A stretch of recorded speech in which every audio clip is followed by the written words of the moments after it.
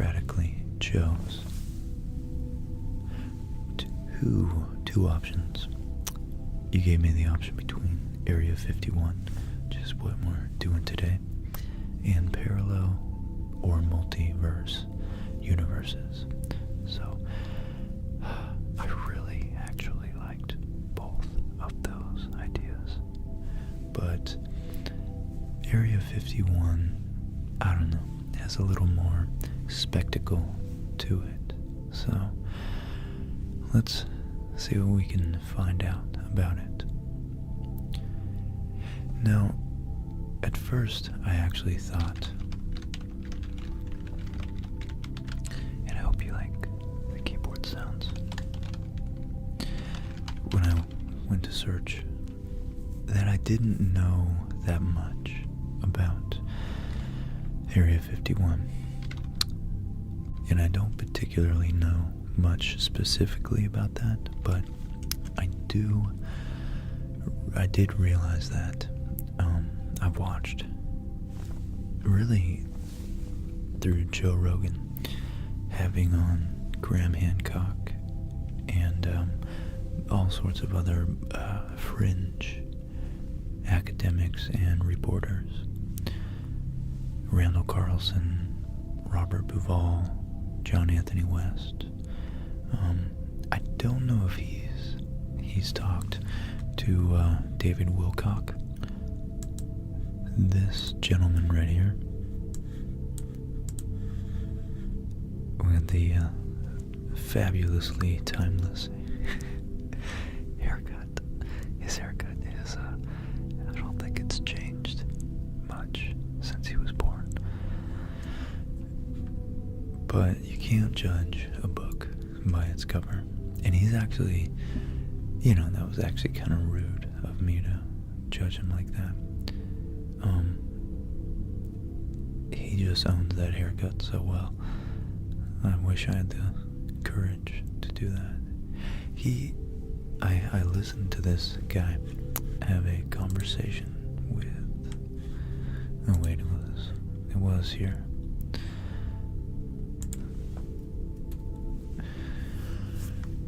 With Graham Hancock, about, well, it's funny, it's the meeting of the cocks, I guess, about, well, the origin of humanity, secret origin. And there's a whole rabbit. I'm gonna really try hard to stay on track. I'm just trying to give you a context for my understanding of this. So, Graham Hancock is a journalist and author, and he writes anything about things, fiction and how do you, the threshold of nonfiction. He tries to accumulate facts in some of his books and extrapolate from them and posit, potential origins of humanity and more mystical elements of history, such as maybe the potential, the possibility of an advanced civilization that was on Earth 15, maybe even 30,000 years ago. So I think that's very, very, very interesting to me, especially when they have some evidence, such as Göbekli Tepe. And you know what?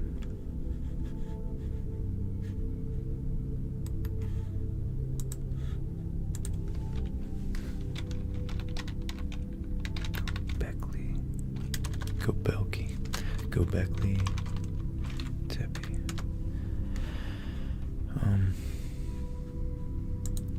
Look up some images for you guys.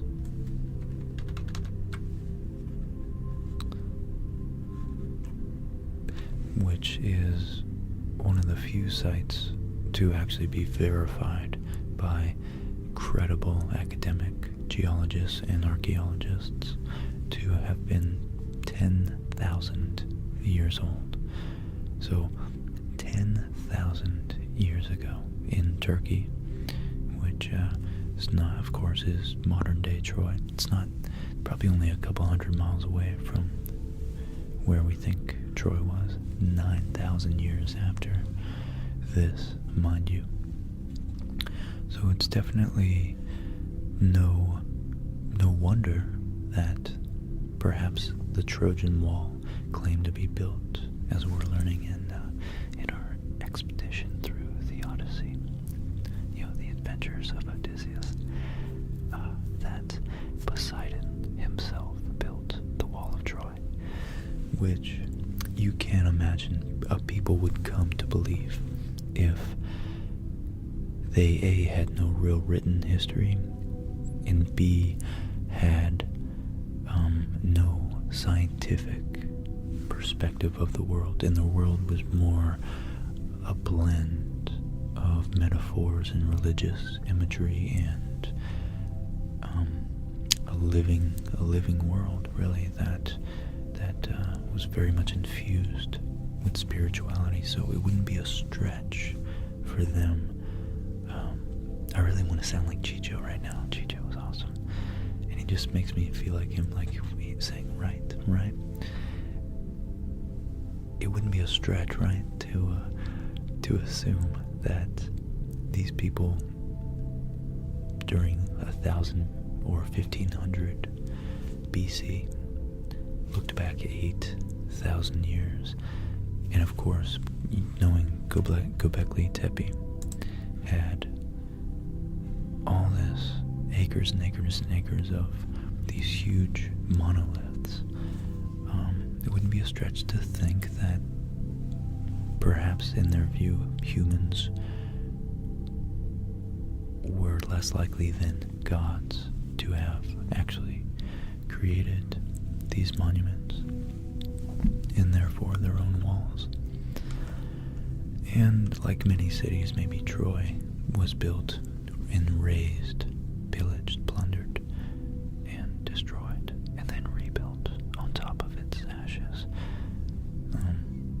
No doubt intimately connected with the imagery of the phoenix. So, Area 51, which I might not call this episode Area 51, because so far 10 minutes have gone by and I haven't talked about it. I just want to say that I think there's a blurry line between where fringe, the word keeps escaping me. I want to say supposition, speculation. There we go, right? Speculation, right? And rigorous adherence to not speculating and just the facts on what we know. And I think science has its merit that it's very valuable to not overextend our certainty of knowledge. And there's so many realms, so many ways I can take this, but I think the great speculators who actually are as rigorous as one can be when speculating about such grandiose things as aliens and deep history, I think they're immensely valuable because they lead to more artistic, more religious, more spiritual, more philosophical, at a more articulated level, understanding of history and the world as we discover it. So I think it's always good to take into account and not be too certain that one area of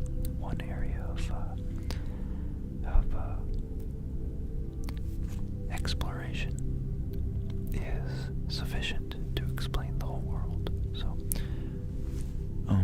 I just want to credit science and religion and rigorous, archaeology and fact-checking and logic, solid logic and mathematics with narratives and the human experience. And I don't think, I should be doing these, shouldn't I? I just don't think that one or the other has the final word yet. Wow, that was a doozy of an intro. And here I thought this would be a 30-minute episode.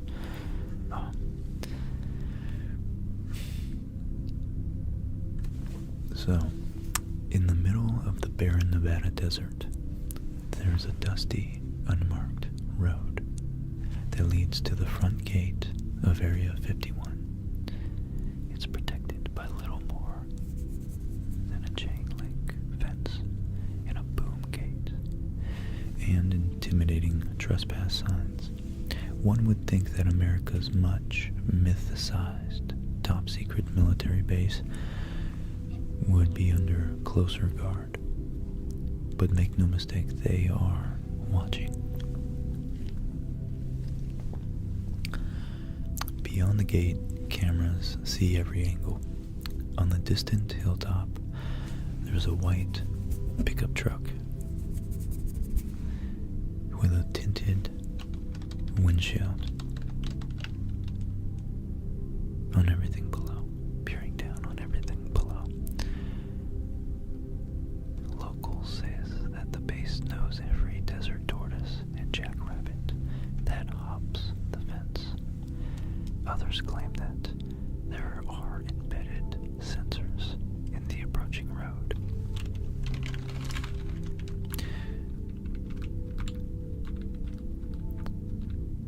And of course, the fact that this speculation, I'm sure, does nothing but boost the aura of mystery behind this site.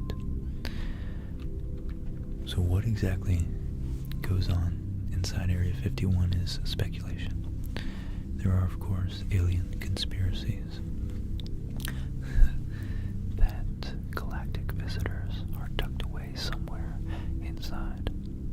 One of the more colorful rumors insists that the infamous 1947 Roswell crash was actually a Soviet aircraft piloted by mutated midgets, and the wreckage remains on the grounds of Area 51. That's quite a wild speculation, but I don't know, maybe I'm laughing because I'm secretly scared that it's true. Some even believe that the U.S. government filmed the 1969 moon landing in one of its hangars.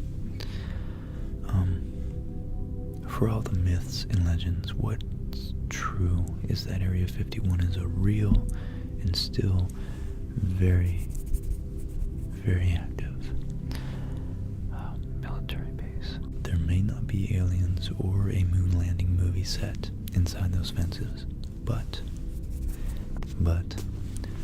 something is going on, and only a select few are privy to what's happening further down that closely monitored, windswept Nevada road. And you know what? I have a little black book of secrets right here.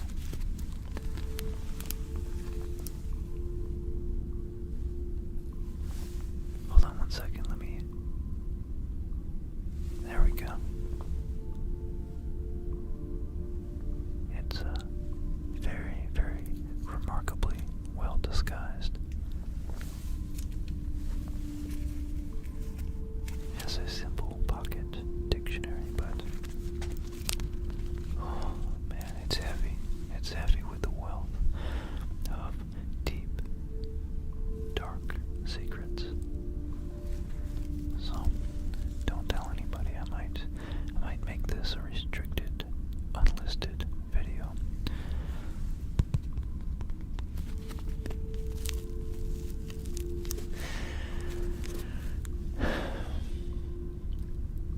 the forbidden aspect.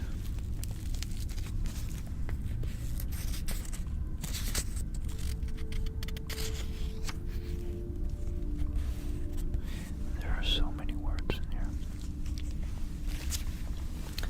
Here's an alias page, just in case someone asks me to open it up.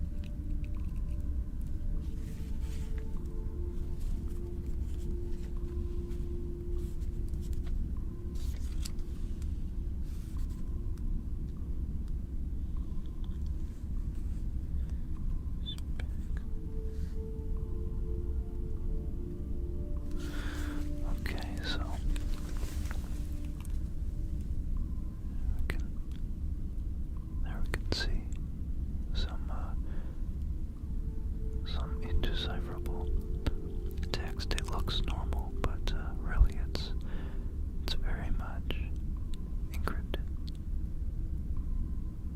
It's just there to fool you.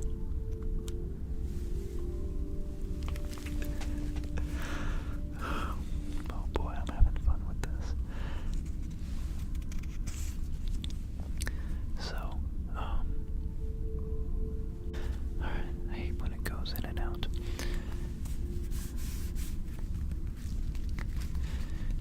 So the forbidden aspect of Area 51 is what makes people want to know what's there, says aerospace historian and author Peter Merlin, who's been researching Area 51 for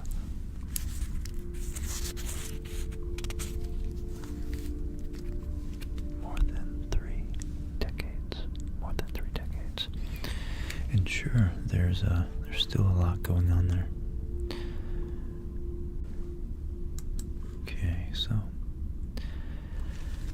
I wanted to flesh out as much as I can in this one episode the both sides of a very practical,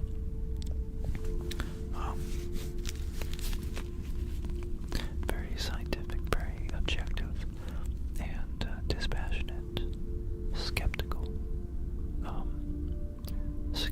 of certain skepticism view, and also a more, I would say, a more believable. It's funny because these words are very interchangeable from depending on the perspective. If you're one that sees all conspiracy as goofy, or one that sees everything as a conspiracy. So from the one side, what is skeptical, could be thinking that it's skeptical to believe in all these alien theories.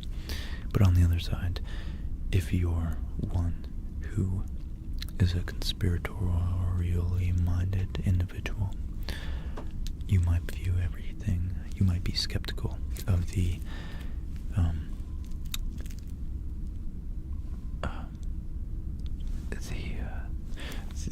public narrative regarding the truth. The accepted narrative, I guess. But anyways, I wanted to look at some of the evidence that Area 51 aliens are real.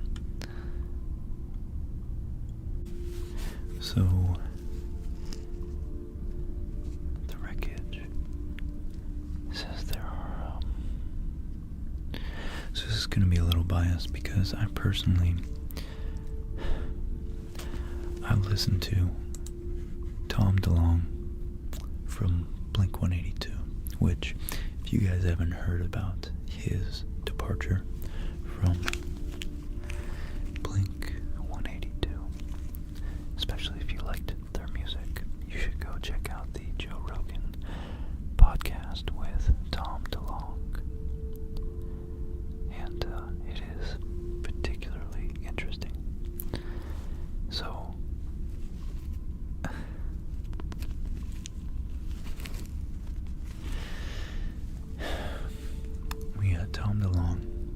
claiming very matter-of-factly that aliens are here, and they've actually, in some way or some form or another, given certain people, and it would happen like that, but nonetheless it's hard to believe, certain upper echelon people in the government, specific, very special access to their technology, to bend space, just very advanced technology.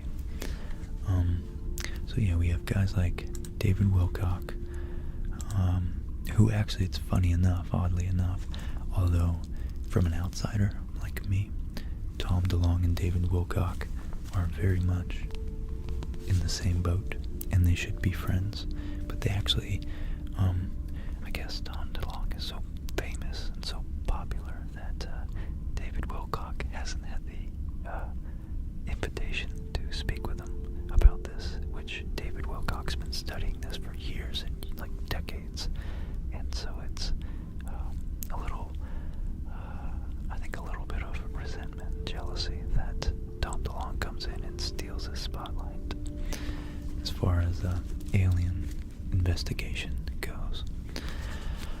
But yeah, so we had Tom DeLonge from Blink-182 in the last year saying that aliens are here.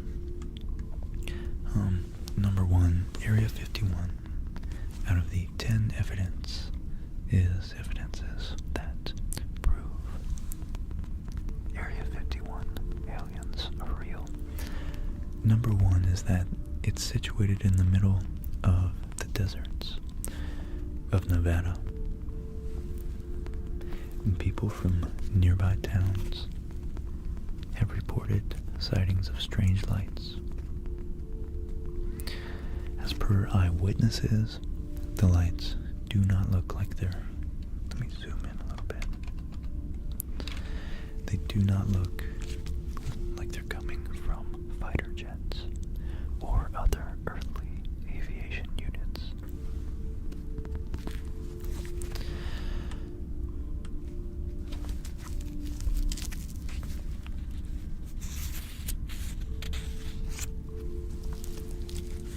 So, number two.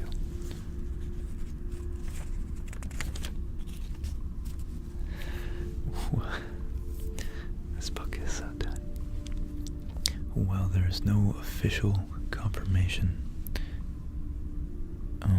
radars have detected objects that fly with supersonic speed over that area. And F-16s or other Air Force planes are not supposed to fly at that speed, is what alien enthusiasts have to say. And here we have a picture of some very giant spheres,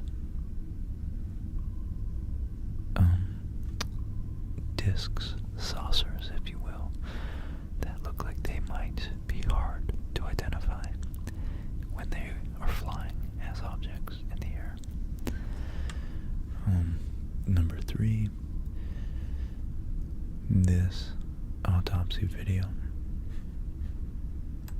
This is a video, really. Wow, that's very... I guess I should have warned you guys before that, but I don't know. I was watching Mad Men the other day with Molly, and the first wife of Don Draper, the main character, put on a fat suit. She's, her name's, January Jones. Very attractive, very good actress. And I actually recognized her from the X-Men, but also from Last Man on Earth, which I love that show. And she is skinny as a toothpick. And the point of that is that her fat suit, I literally had to Google it to see if, because I couldn't believe that they would make her do something so unhealthy as gain that much weight for her role, you know. So, come to find out, it was a fat suit, and it was so well done you wouldn't know. You simply wouldn't know. Oh. I'll show you. So I think that the aliens, at least pictures of them, could definitely be manufactured. Granted, I'm sure the technology is much, much better nowadays. Look. Yeah, look at this. So that's her in the fat suit. And it's just, I mean, these pictures don't necessarily do it justice. But she's relatively skinny. Not relatively, she's objectively skinny in real life. So that was her in season 1. That's what she normally looks like. And yeah, this was definitely a fat suit. It's just so realistic looking. I mean, where does the, maybe right there is where the fat suit ends, but still. So I think there's a lot more to prove. You got a lot more to prove than a simple picture.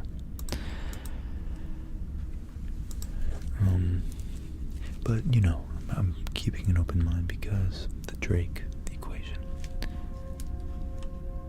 is pretty convincing to me that we have so many.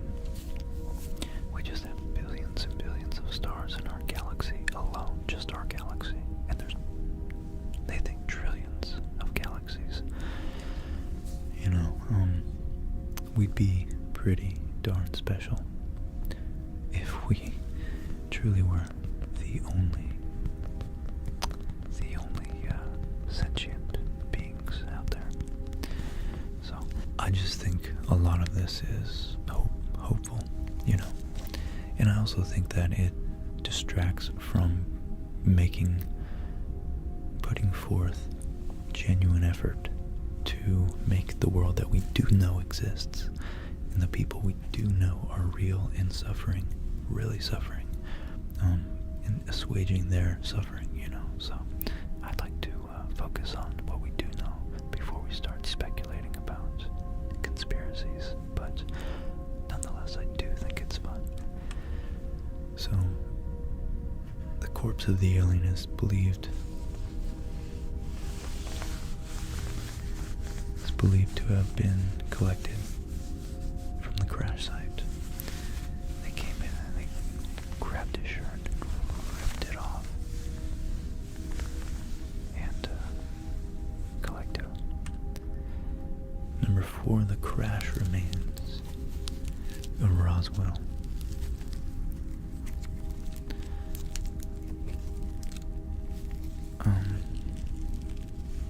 Of the Roswell incident were being secretly transported to Area 51 as the government wanted to study the technology that was used to make the aircraft. So, yeah. Number 5, which is more convincing, testimonies of ex-employees. Here we go, an ex-aerospace engineer, Boyd Bushman. So he's an engineer. He's not, that tells you that he's at least scientifically minded and is professionally trained to analyze a situation in terms of physics, mathematics, mechanics. But that doesn't mean his desire to jump to the conclusion that we are among aliens. It's a powerful desire. I think Carl Sagan wanted it too, but his famous dictum was extraordinary claims require extraordinary evidence. So this is a picture, an ex-aerospace engineer Boyd Bushman, who was deployed at Area 51 for a long period, has shared photos of a humanoid creatures that do not belong from this soil. In a statement, Bushman also confirmed that the staffs of Area 51 are a mixed bag of earthlings and extraterrestrial beings. Wow. Wow. Ex-physicist Bob Lazar, who was working, I think this guy is very particularly famous, who was working at Area 51. He had been deployed at the project of reverse engineering the alien aircrafts, which are captured and taken to the ground, to the underground vault of Area 51. And Lazar had to break his oath of keeping silence, keeping secrets of Area 51 concealed in his mind, and revealed strange facts. So, I mean, yeah, I guess it's hard to get to all the facts.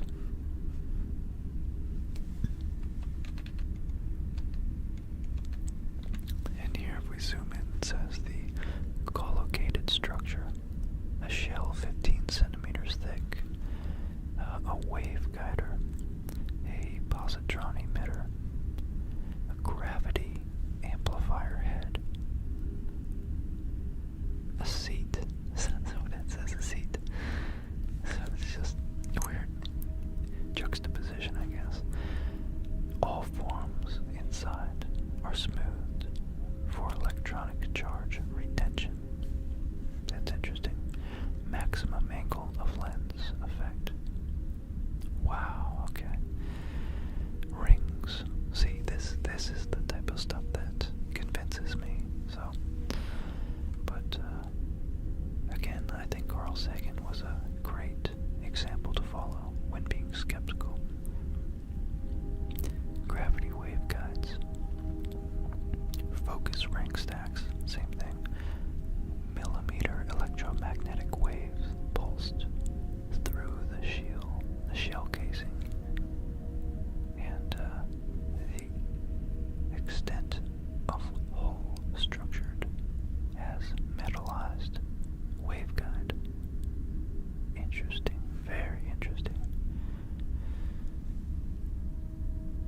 Wow. And honestly, an alien interstellar, or at least, interstellar spaceship, it does make sense that to deflect the maximum amount of debris to be most aerodynamic and particle dynamic, I guess, space dynamic, you would want the edge to be as small as possible, the leading edge, and then taper up from there, so that the particles, it can slice through a field of particles. Let's back out a little bit. So number 7, there are video footages that show an ex-engineer working from Area 51 claiming that there were 4 live aliens who used to be stationed at Area 51 and worked alongside humans in the flying tasks of strange-looking aircrafts of futuristic designs.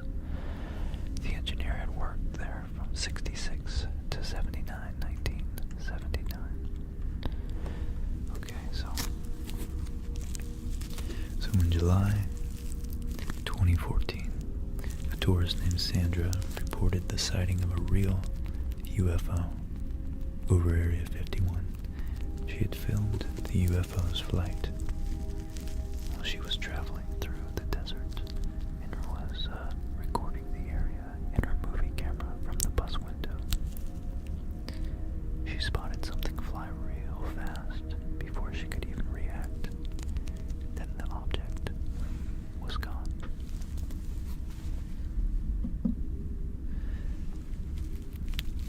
reviewing the film she had taped, she could realize that what it seemed to be a flying bird was an alien UFO in reality. In reality.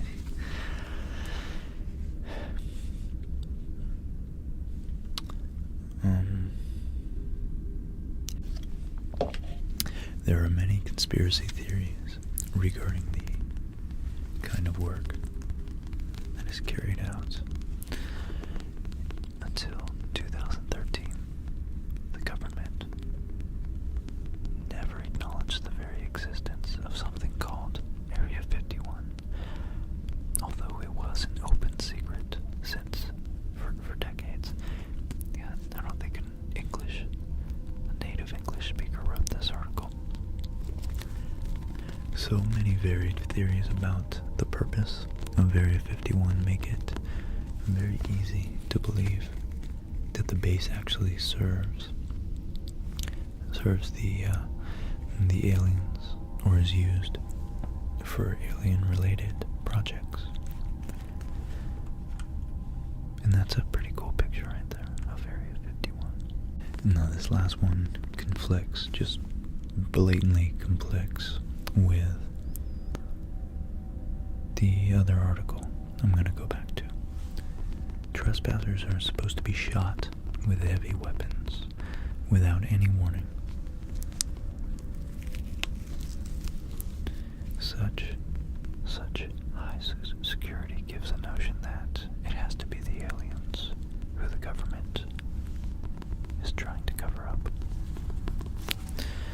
But in reality, we are far, far, far, far, far from a global community. We're global in the sense that we do interact, but we don't even trust our own government. How do you think the government trusts other governments? So of course, the security can be attributed to fear of foreign spies and foreign intelligence gathering. So I'm not convinced yet. So the beginning of Area 51 is directly related to get into the history of it. It's directly related to the development of the U-2 reconnaissance aircraft. After World War II, the Soviet Union lowered the Iron Curtain around themselves and the rest of the Eastern Bloc, creating a near-intelligence blackout to the rest of the world.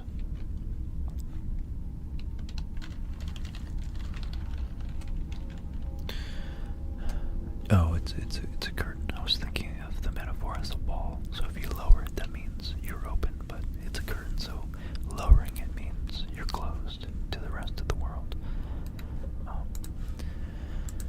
So the Iron Curtain, the notional barrier separating the former Soviet bloc. Okay. And just so we know, so we're clear. Wow, look at that. Here's a good picture. And maybe this one's better. Okay. The route of the Iron Curtain Trail.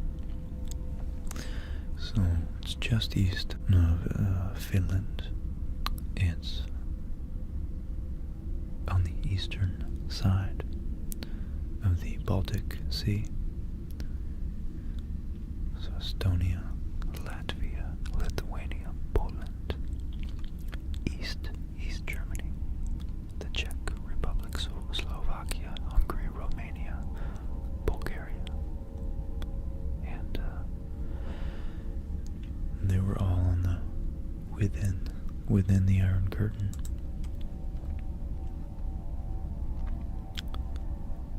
Wow.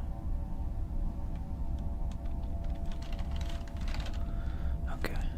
Very interesting. Is that? I wonder if that's a joke. Oh, bro. Wow.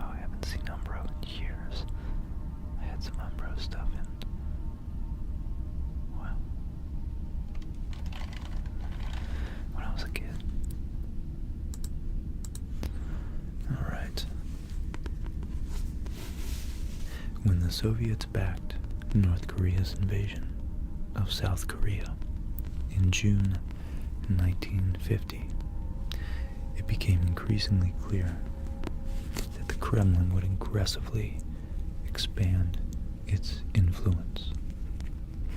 America worried about the USSR's technology intentions, and ability to launch a surprise attack. Only a decade removed from the Japanese attack on Pearl Harbor. So, anybody old enough, let's see, I start remembering things from when I was about maybe 8. In terms of like understanding more wide, not political, but more national and global events that happened. So anybody maybe born, or an intelligent kid born before that, later than that, but maybe 1993, definitely remembers some shape, some form of 9/11. And I like to put it in perspective. I like to put it in perspective of, 10 years. 1945 and 1955, or 1940 and 1950, is the same as 2001 to 2011. So, just, it's interesting to reference modern events and have a connection between those two times. So in the early 50s, the U.S. Navy and Air Force sent low-flying aircraft on reconnaissance missions over the USSR, but they were at constant risk of being shot down. In November 1954, President Eisenhower approved the secret development of a high-altitude reconnaissance aircraft called the U-2 program.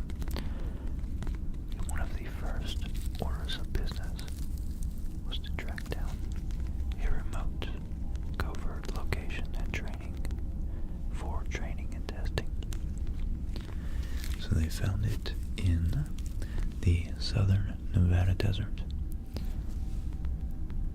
near a salt flat known as Groom Lake, which had once been a World War II aerial gunnery range for the Army Air Corps pilots. Known by its map designation as Area 51, this middle-of-nowhere site became a top secret military base to convince workers to come. Kelly Johnson, one of the leading engineers there of the U-2 project, gave it a more enticing name: Paradise Ranch. And here we have a nice little, I wonder where that font came from. Maybe some early sci-fi movies. But we have a nice cool little road sign that says extraterrestrial highway, I think, with a bunch of stickers on it. So, making a myth, the U-2 testing began in July 1955, and immediately reports came flooding in about UFO sightings, unidentified flying objects. If you read the details of a 1992 CIA report that was declassified with redactions in 1998 and then released nearly in full in 2013, it's easy to see why.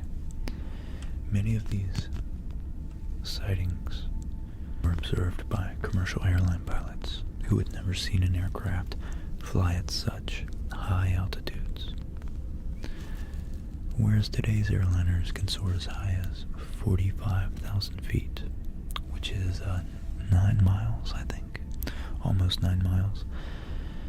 Or in the mid-1950s, airlines flew only at about 10 to 20,000 feet. Known military aircraft, which is probably why a lot of the jets, modern jets, get much better fuel efficiency, because they're encountering less air resistance.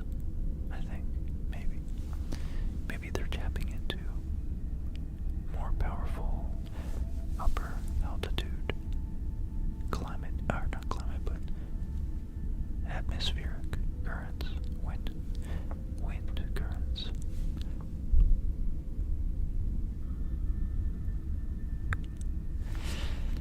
Alright. So, known military aircraft could get to 40,000 feet, but 60,000 feet would have been crazy. So, naturally, it says, Air Force officials knew the majority of these sightings were U-2 tests. Oh, is that where the band name comes from? I just put that. I just connected that. I wonder.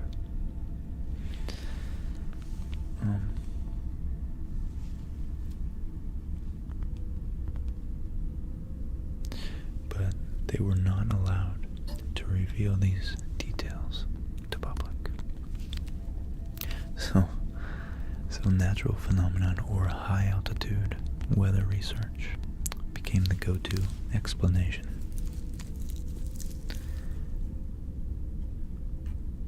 What's also interesting about the most recent 2013 report is that it confirms Area 51's existence, while the 1998 version does have significant redactions when referencing the name and location of the U-2 test sites.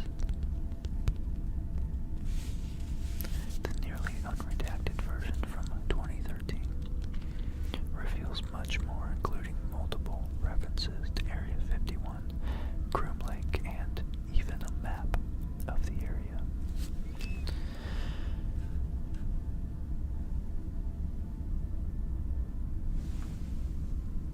But U-2 operations halted in the late 50s and were replaced by more recent, more technologically advanced military aircrafts.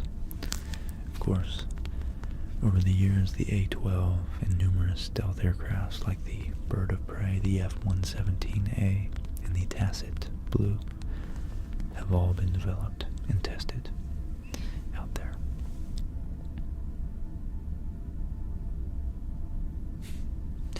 More declassified documents reveal Area 51's role in the Project Tap Donut, a 1970s attempt to study covertly obtained Soviet MiGs. Wow.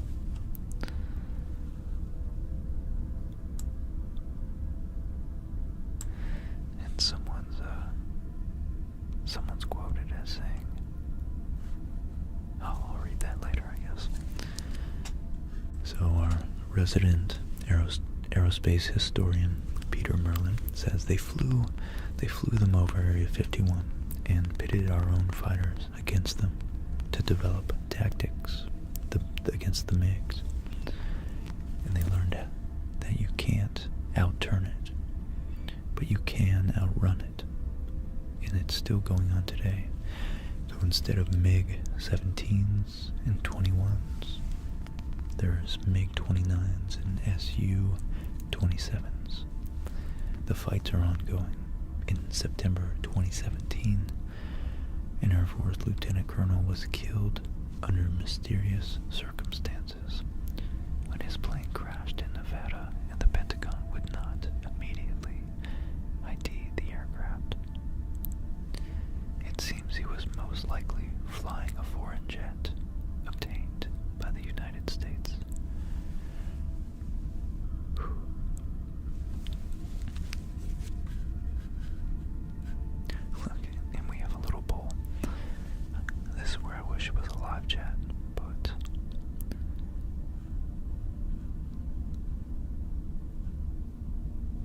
going to say experimental plane testing.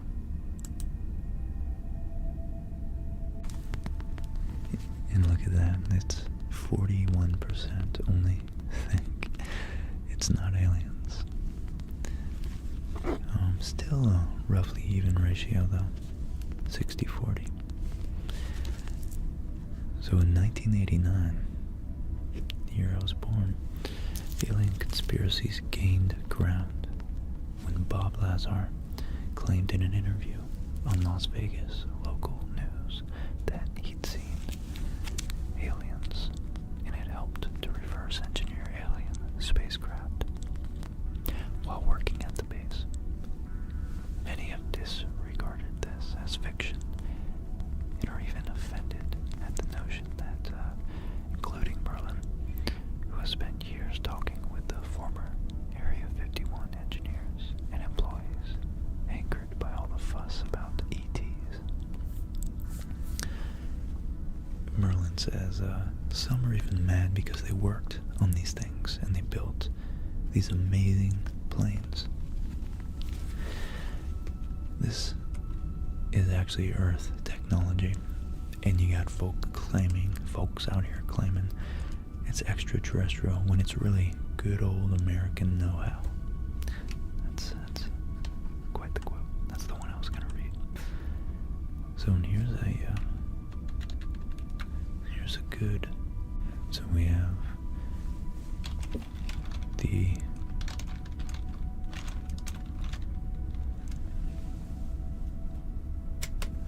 aircraft here.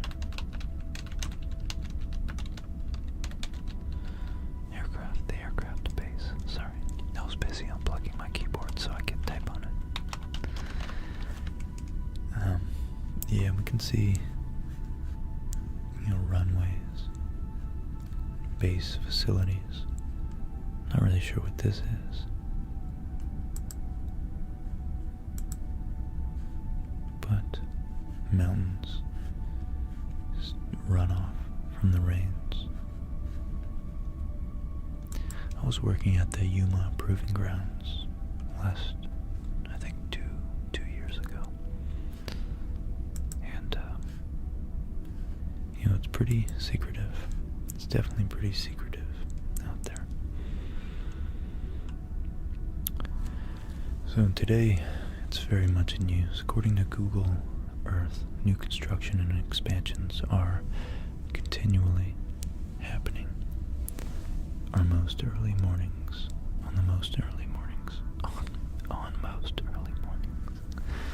Eagle eyes visitors can spot strange lights in the sky moving up and down. No, it's not a UFO. It's actually the semi-secret contract commuter airline using the call sign Janet that transports workers from Las Vegas's McCarran Airport to the base. As for what's happening these days, in America's most secretive military base, few know for sure. Merlin has some educated guess, including improved stealth technology, advanced weapons, electronic warfare systems, and in particular, unmanned aerial vehicles. Very, very cool. Otherwise called drones.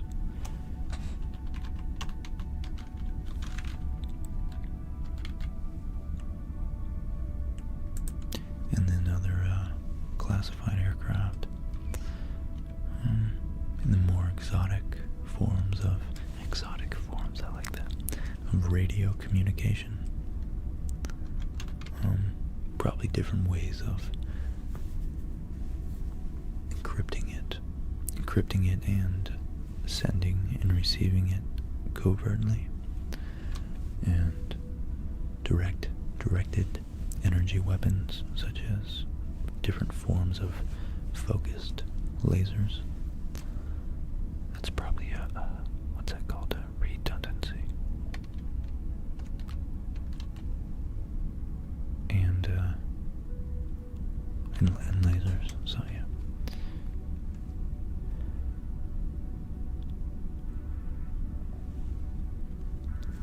yeah, Merlin hits it on the head. Anytime, at the most basic level, psychologically, anytime you have something secret or forbidden, it's human nature. You want to find out what it is. And what a better way to end this episode with that little quote. I like that. I would like that, wouldn't I? So, well guys, I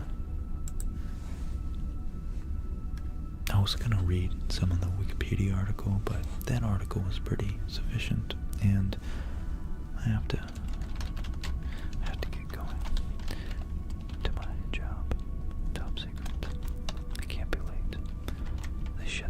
They locked down the facility at a certain time, and I must go. I must depart.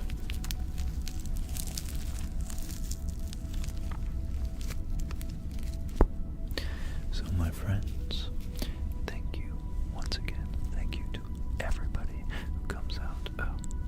You guys show so much support, and I don't know, you guys keep the channel alive. I love it, and I'm so grateful for every single one of you.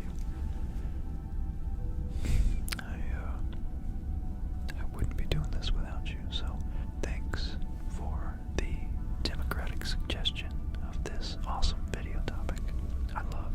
I do love exploring these when we get to speculate. I love speculation, so I look forward to many more, and I hope each and every one of you sleep extra well tonight. And as always, I want you to wake up feeling refreshed, a good night's sleep. If you went out drinking last night, drink plenty of fluids, and try not to do it for a couple days. Clear your mind. Eat some good, healthy, fresh, non-preservative food. And I say that because Molly's been getting me to eat good, and I do notice it. I really do.